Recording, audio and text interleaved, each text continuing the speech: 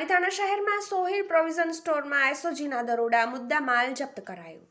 પાલિતાણામાં આવેલ સોહિલ પ્રોવિઝન સ્ટોરમાં એસઓજીની ટીમ દ્વારા બાતમીના આધારે તપાસ કરવામાં આવી હતી, જેમાં પશુઓને ગેરકાયદેસર વધુ ઉત્પાદન માટે વપરાતી શંકાસ્પદ પ્રવાહીની બોટલો, ઇન્જેક્શન બોક્સ વગેરે મળી આવ્યા હતા, જેમાં પોલીસ દ્વારા કિંમત ₹54,598નો તમામ મુદ્દામાલ જપ્ત કરવામાં આવ્યો અને સ્ટોર ધારક સાજીદભાઈ સલીમભાઈ સરમાળી, ઉંમર વર્ષ 25, રહેવાસી પરિમલની ઝડપી કાયદેસરની કાર્યવાહી હાથ ધરવામાં આવી છે।